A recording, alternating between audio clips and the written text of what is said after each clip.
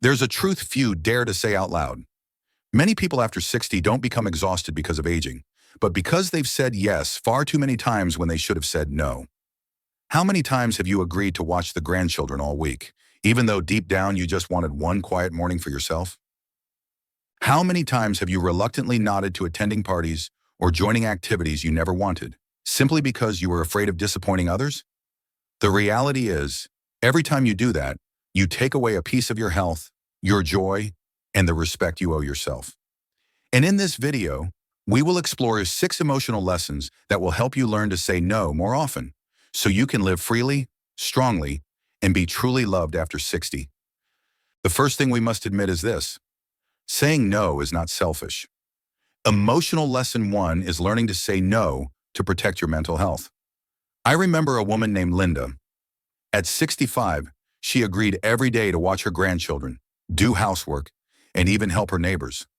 She rarely refused because she believed it was her duty. But after a while, she began to feel drained, irritable, and lost joy in the very things that once made her happy. This shows that when you always say yes to please others, you are actually saying no to the peace of your own soul. Mental health is the foundation for enjoying old age. If it is eroded, you won't have the energy to share love with anyone else. That's why you need to learn to refuse gently but firmly. Even a simple sentence like, "I love my grandchildren, but today I need to rest," is enough to send a clear message that you value yourself and your boundaries. And this is only the beginning. Because there's another truth that traps many people after 60. They believe that saying no is the same as being selfish. But is that really true? The big challenge many people face after 60 is emotional lesson 2. Understanding that saying no is not the same as being selfish. Far too many believe that refusing a request from family or friends is an act of coldness, fearing they'll be labeled difficult or uncaring. But the truth is completely the opposite. I remember a man named George, now in his 70s. He almost never knew how to refuse. Whenever his children asked for something, he did it. Whenever friends invited him somewhere, he went. Even when neighbors requested help with tasks that left him exhausted, he still nodded yes. At first, everyone praised him for being kind-hearted. But over time, people began to take his help for granted. Instead of respect, he felt used. Inside, resentment grew, but he didn't dare speak it. This is a dangerous cycle, because when you think saying no is selfish, you unintentionally bottle up negative emotions. Eventually, they may explode, or worse, leave you living with a constant undercurrent of bitterness. In reality, learning to refuse unreasonable requests is an act of love. You are teaching others about your boundaries, and at the same time, teaching them how to value you more. A gentle no, such as, "I'd love to help, but today I need some time for myself," does not make you a bad person. It makes you someone who respects yourself. Think about it. If your whole life is spent saying yes, where is the balance? Where is the genuine joy? The surprising thing is, once you begin saying no calmly and firmly, you'll realize the people who truly love you won't be angry or push you away. On the contrary, they will respect you more. And once you overcome the fear of being seen as selfish, you'll quickly learn another vital lesson. Not everyone deserves your yes, because if you don't set boundaries, the feeling of being taken advantage of will only grow. After moving past the fear of no equaling selfishness, many people stumble upon emotional lesson 3.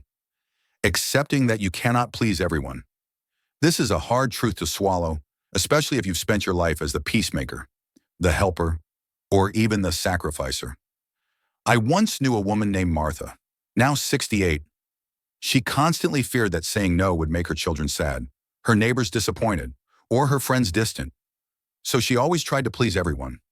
She babysat every weekend, joined countless community groups out of fear someone might call her unfriendly, and even lent money to a friend, though she was deeply worried about her own finances. And what happened? Despite her endless efforts, there was always someone who complained. Someone always felt she hadn't done enough. This is the tragedy of always trying to please everyone. You end up exhausted, you lose yourself, and in the end, you still can't make everyone happy. Because the truth is, you cannot control other people's expectations or emotions. The only thing you can control is your own boundaries. When you truly realize this, a sense of relief will come. You don't need everyone to love you. You only need to live true to your values and nurture the relationships that genuinely respect you. Remember, after 60, peace matters more than approval. Anytime you feel yourself straining just to please someone, ask, is my peace worth sacrificing for their temporary satisfaction?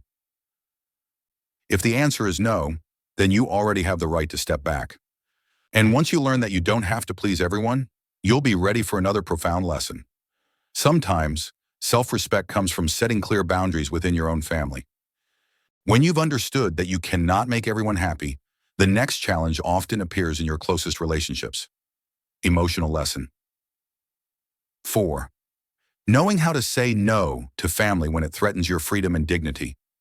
This is perhaps the hardest lesson, because family is tied to love, sacrifice, and responsibility. But it's precisely for this reason that boundaries here are even more important. Think of the story of David, 72. His son constantly asked him to take care of the grandchildren almost full-time, even though David had regular medical appointments and needed rest. At first, he thought it was his duty as a father, so he agreed. But soon his health worsened, his sleep was disrupted, and most importantly, he felt like he had lost control of his own life. Each day, he lived according to someone else's schedule. Or consider Linda, 67, who was frequently asked by her older sister to manage housework or run errands, so often that she no longer had time for her own hobbies. The saddest part was that whenever Linda tried to refuse out of exhaustion, her sister accused her of being less caring than before. That single comment filled her with guilt, and she kept pushing herself to say yes. But in truth, such sacrifice didn't make anyone happier. It only left Linda drained and slowly resentful of her own family. What many people forget is this: family love should never be built on endurance, but on respect. A gentle refusal, such as, "We love you very much, but we also need time for our health and our own lives," doesn't lessen affection. On the contrary, it teaches loved ones to value your boundaries. When you are brave enough to set limits even within your family, you'll find that relationships become healthier. Because the truth is, family members who truly love you will never want you to sacrifice your health and peace just to meet their expectations. And once you've learned to keep boundaries even with your closest loved ones, you'll be ready for another lesson. Saying no not only protects your freedom, but it also preserves your emotional energy against negativity from others. When you are strong enough to set boundaries even with family, you'll discover something deeper. Emotional lesson. 5. Saying no is how you protect your emotional energy from surrounding negativity. After 60, mental health is just as important as physical health. And often, it's not the chores or the tasks that drain you the fastest, but the endless conversations, complaints, or arguments. Take Richard, 70, for example. He was a kind man who always listened patiently. But gradually, he noticed that one old friend only ever called him to unload negativity. Each call lasted hours, filled with dissatisfaction, complaints, and anger. At first, Richard thought he was doing a good deed by listening. But the more he listened, the more drained he felt. His mood dropped, and he even began to feel anxious without knowing why. Eventually, he realized he had been allowing someone else to pour negativity straight into his mind. Or look at Helen, 66, who often joined her group of friends for gatherings. But every time, the conversations quickly turned into comparisons, judgments, and cutting remarks.